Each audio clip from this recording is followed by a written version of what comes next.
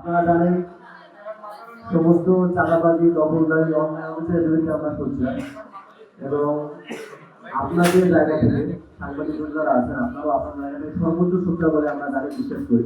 তো সেই জায়গা থেকে আমরা পরস্পর সহযোগী আমাদের যৌথ যে চাঁদাবাজির বিরুদ্ধে সংগ্রাম সেটা জারি থাকবে। তো সংগ্রামী সাংবাদিক বন্ধুদের ধন্যবাদ শুভেচ্ছা জানিয়ে আমি শুরু করছি।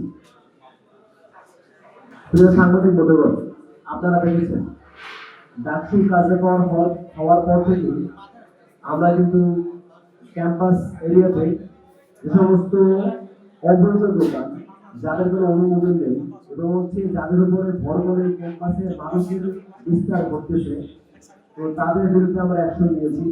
আমরা কিন্তু প্রশাসনের মাধ্যমে তাদের বিরুদ্ধে অ্যাকশন নিয়েছি।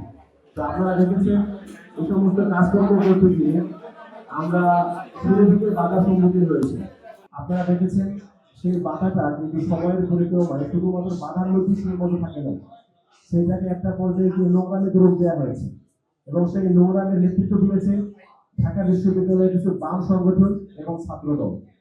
আমরা তখন প্রথম থেকে অবাক হয়েছিলাম যে অবৈধ দোকানের বিরুদ্ধে কথা বলে এদের কেন চলতেছে, মাদকের বিরুদ্ধে কথা বললে মাদকের বিরুদ্ধে একসঙ্গে এদের কেন সমস্যা হচ্ছে।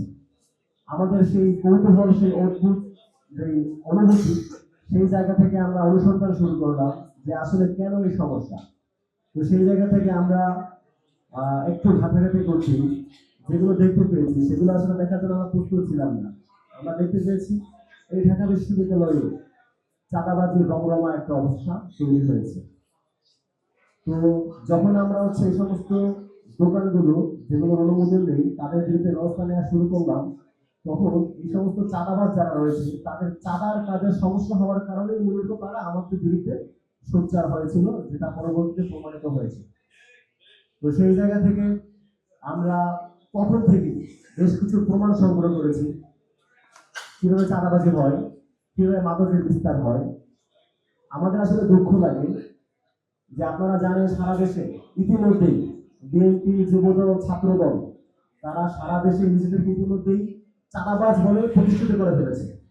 যদি কেউ কখনো বলে চাঁদাবাজ, তাহলে অটোমেটিকলি তাদের দিকে দৃষ্টি চলে যায়। তো সেই জায়গা থেকে আমরা মনে করেছিলাম যে ঢাকা বিশ্ববিদ্যালয়ের ছাত্রদল তারা যেহেতু মেধাবী শিক্ষার্থী, যোগ্যতার পরিচয় দিয়ে ক্যাম্পাসে এসেছে, তারা হয়তো বা গতানুগতিক ছাত্রদলের চাইতে একটু উন্নত হবে, কিন্তু আমাদেরকে অবাক করে দিয়ে তারা আমাদের সামনে আবির্ভূত হয়েছে আরো উন্নত শ্রেণীর চাঁদাবাজ হিসাবে। এটা আমাদের জন্য লজ্জার তথ্য।